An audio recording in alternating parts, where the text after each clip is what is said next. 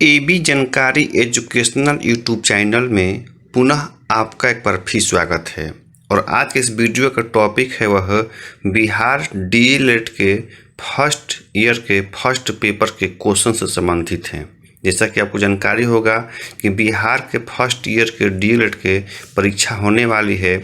ऐसी परिस्थिति में ये जानना ज़रूरी है कि फर्स्ट ईयर की जो परीक्षा होने वाली है उसमें प्रश्न कैसे पूछे जाते हैं, उसके प्रश्न पत्र कैसे होते हैं।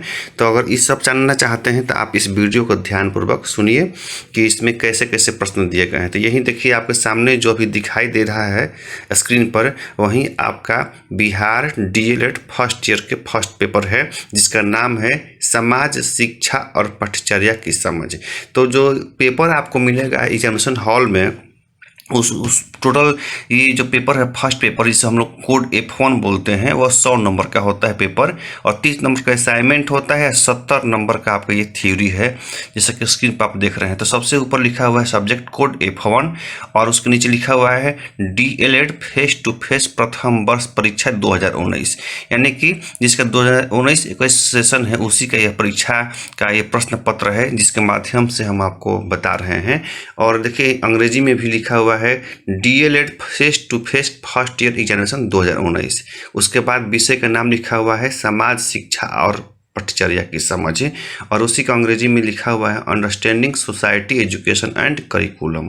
उसके बाद देखिए लिखा हुआ है कुल प्रश्नों की संख्या 11 होगी जो आप डीएलएड फर्स्ट ईयर की परीक्षा देने वाले हैं, और उसमें पहला पेपर के जो है कुल प्रश्नों की संख्या 11 होगी, और उसी को अंग्रेजी में लिखा हुआ है टोटल नंबर ऑफ क्वेश्चन 11। समय देखिए लेफ्ट साइड में देखिए दिया हुआ है 3 घंटे, और देखिए राइट साइड में लिखा हुआ है कुल मुद्रित पृष्ठों की संख्या 4 होगी, total number of printed page 4। और देखिए यहाँ लिखा हुआ है पूर्णांक 70, यानी कि फुल मार्क्स 70। तो इस प्रकार आप समझ गए हों कि बिहार में डीएलएड की जो है प्रथम वर्ष की जो है फर्स्ट पेपर है, जिसका कोड F1 है, वो 70 नंबर का उसका थ्योरी होगा। अब आप देखिए कि क्या क्या इसमें लिखा हुआ है कि परीक्षार्थियों के लिए निर्देश। एक क्वेश्चन पेपर आपको देखना बहुत ज़रूरी है, क्योंकि इसी के माध्यम से आप समझ सकते हैं कि परीक्षा हॉल में कैसे प्रश्न आएंगे। तो लिखा हुआ है परीक्षार्थियों के लिए निर्देश, और उसको ही लिखा हुआ है इंस्ट्रक्शन फॉर द कैंडिडेट्स। और पहला है परीक्षार्थी यथासंभव अपने शब्दों में ही उत्तर दें। दूसरा है यह प्रश्न पत्र 2 खंडों में होगा, खंड क और खंड ख। तो इस प्रकार समझ गए होंगे कि जो आपके परीक्षा होने वाले हैं उसके क्वेश्चन जो है 2 खंडों में होगा। एक खंड होगा क और दूसरा का नाम होगा ख। उसी को अंग्रेजी में लिखा हुआ है खंड ए और खंड बी। तो क्या क्या इसमें नियम है, तो 3 नंबर में लिखा हुआ है सभी प्रश्न अनिवार्य होंगे, जो भी प्रश्न दिया हुआ है अनिवार्य है। और 4 नंबर में दिया है खंड क में विकल्प के साथ 6 प्रश्न दिए गए हैं। खंड क में जो होगा, खंड क में विकल्प के साथ 6 प्रश्न दिए गए हैं, जिनमें से प्रत्येक प्रश्न का उत्तर 75 से 100 शब्दों में देना है। अब प्रत्येक प्रश्न 5 अंक के हैं।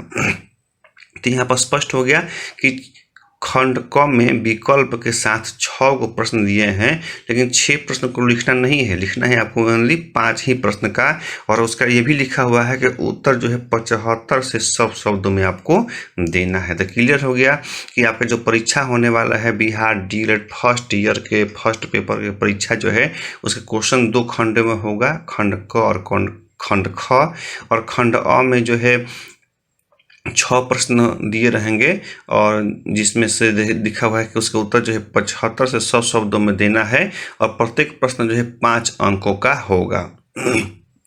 आगे लिखा हुआ है खंड ख में कुल 5 प्रश्न है, किसी 4 प्रश्नों का उत्तर 200 से 250 शब्दों में देना है।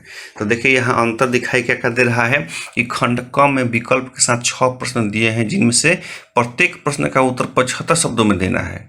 खंड क में 6 प्रश्न होंगे, जिसमें से प्रत्येक प्रश्नों का जवाब देना है और उसको 75 से 100 शब्दों में जवाब देना है, और प्रत्येक प्रश्न पर 5 अंक है। तो इस प्रकार 6 प्रश्नों का जो है 5-5 अंक मिलेंगे, तो टोटल हो जाएगा आपका 6×5 30 अंक, यानी कि खंड अ जो है 30 अंक का होगा।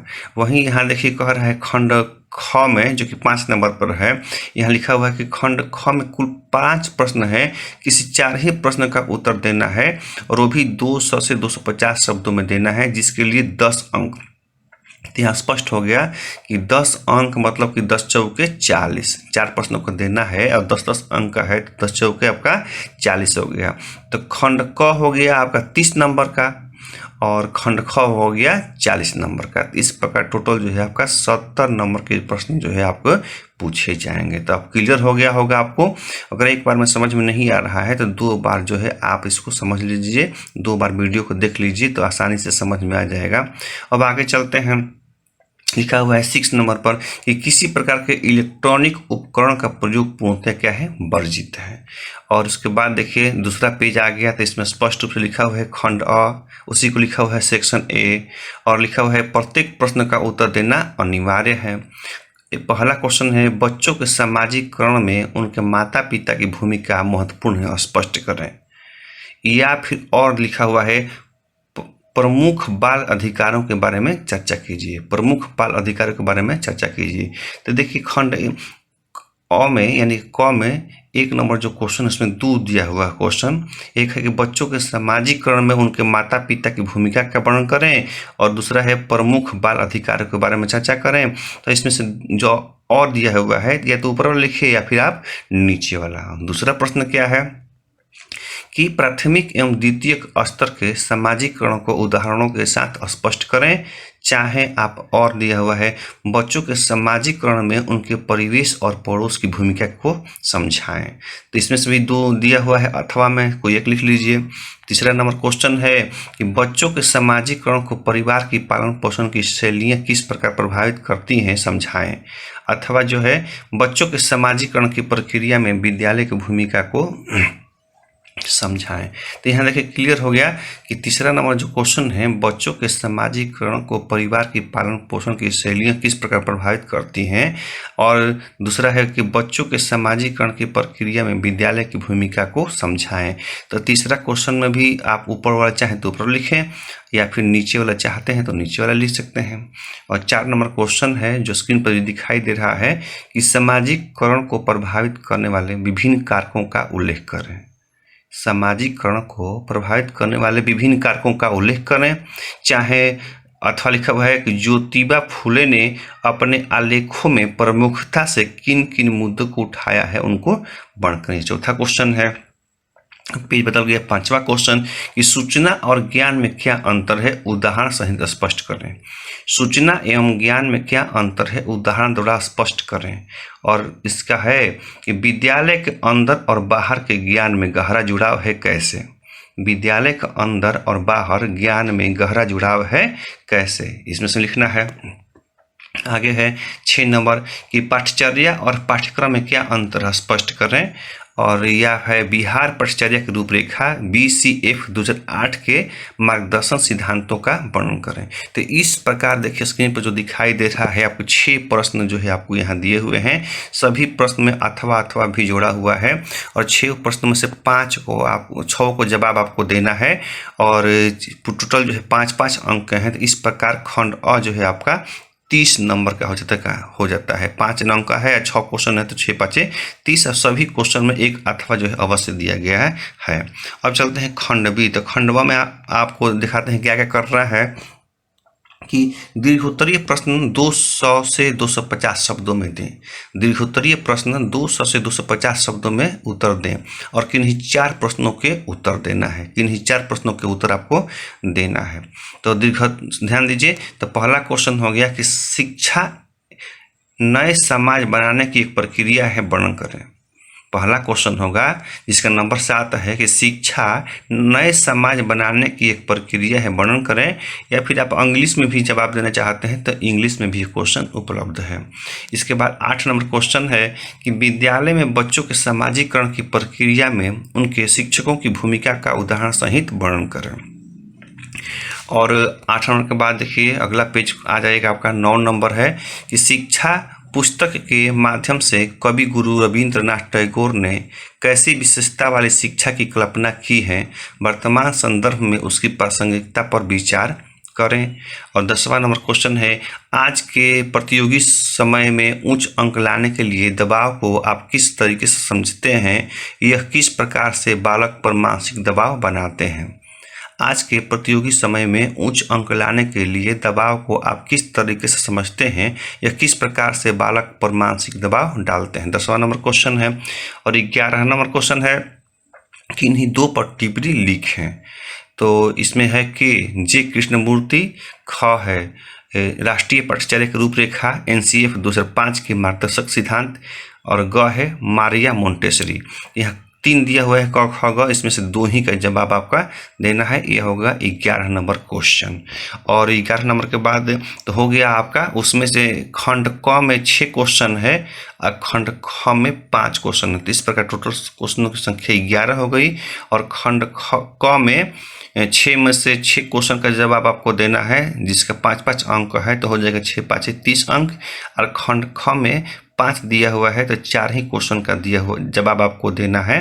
तो इस प्रकार जो है 10 चौके 40 अंक। तो इस प्रकार टोटल जो है फर्स्ट क में होगा 30 और ख में 40, पूरे जो है 70 अंक के आपके प्रश्न यहाँ हो गए। और अब इसकी कुछ समस्या आपको आ रही है तो थोड़ा सा आप हमारे व्हाट्सएप नंबर 7033746030 पर आप हमारे व्हाट्सएप पर कमेंट करके इसकी तैयारी से संबंधित जो है प्रश्न पूछ सकते हैं। निःशुल्क है। या फिर ये दिखाई अभी नहीं दे रहा है तो आप इसको क्वालिटी बढ़ाकर आप इसको देख सकते हैं। या फिर एक बात और करना चाहते हैं कि स्वयं आप इसको पढ़ना चाहते हैं तो आप हमारा वेबसाइट है www.abjanकारी.in, वहाँ इसको ओपन करें, जिसका डिस्क्रिप्शन में इसका लिंक दिया हुआ है। वहाँ पे जाके आप इसको पढ़ सकते हैं आसानी से, कोई इसी प्रकार की समस्या नहीं आएगी। वहाँ पढ़ के आप अपने में लोड कर सकते हैं। या फिर आप टेलीग्राम पर हमारा जाइएगा तो वहाँ पे अपलोड किया गया है, जिसका हमारा नाम है AB जानकारी। टेलीग्राम पर जाकर AB जानकारी सर्च कीजिएगा, डिस्क्रिप्शन में भी इसका लिंक दिया हुआ है। वहाँ पे सभी क्वेश्चन जो है अपलोड किया गया है, वहाँ से आप इसको अपलोड कर सकते हैं, देख सकते हैं। इसी के साथ इस हम वीडियो का समापन कर रहे हैं और पूरे क्वेश्चन आपको बताते हैं कि F1, F2, F3, F4, F5 पूरे क्वेश्चन जो है वीडियो के माध्यम से हम आपको अपलोड करते जा रहे हैं।